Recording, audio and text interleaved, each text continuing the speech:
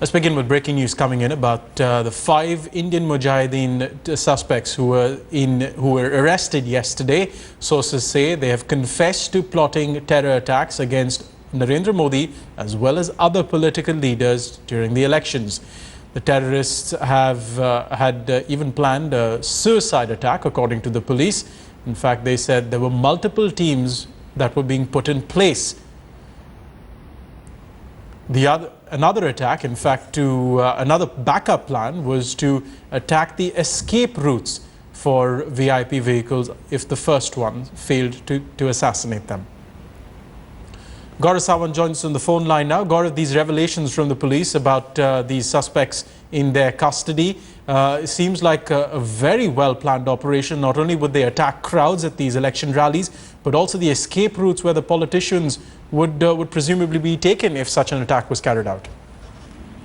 Yeah, what sources in government agencies are telling headlines today that terrorists were planning a very meticulous, simultaneous attack on political leaders, including Narendra Modi, but not just the BJP's prime ministerial candidate, Narendra Modi. Of course, sources not revealing names of other political leaders, but the detailed planning and what went wrong at the Patna rally as far as the Indian Mujahideen were concerned, and how is it that they intended to then improve upon what went wrong at the earlier rally was what sources are telling us.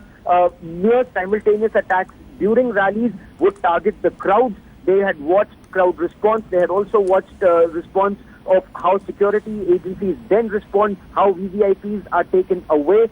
And then, according to sources in these intelligence and police agencies, the terrorists had planned to have several teams that would target the escape route. So not only do you kill civilians who attend those rallies, you also kill the intended target at multiple exit routes. That is what sources are telling us. That was the level of planning. That was the kind of explosives and dedicated teams that these terrorists had organized or were in the process of organizing.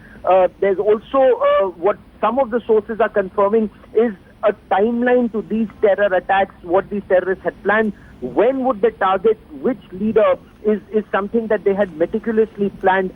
Fortunately, were not able to execute their plan. It's certainly a big breakthrough if indeed these revelations pan out into the investigations that will be carried out, Gaurav. But the objective of these suspects is pretty clear from these revelations. They want Indian democracy pretty much to fail. And they want to avenge the arrest of their leaders. There is a plan. Every time an Indian Mujahideen module is busted, they hit back, they strike back for 2 reasons. One, to tell their sleeper cells that they are neither demoralized nor are they out of action. And 2, to justify their existence to their paymasters across the line of control and the border in Pakistan. That is what sources are telling us. Now, the recent arrests and the busting of the Darbhanga module had really demoralized the Indian Mujahideen cadre.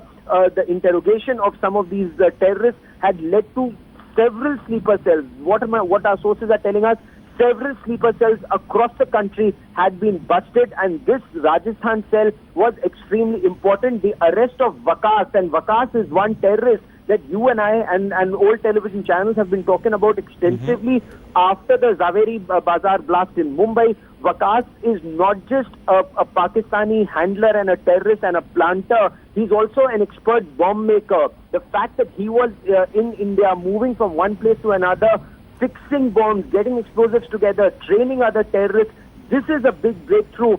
But the worst is yet to be over. He may have been arrested, but there are at least a dozen other sleeper cells slash leaders, terrorist leaders who are still out there, and there are raids that are being carried out across the country to try and nab at least some of them. Gaurav Sawant, many thanks for that background information on this developing story.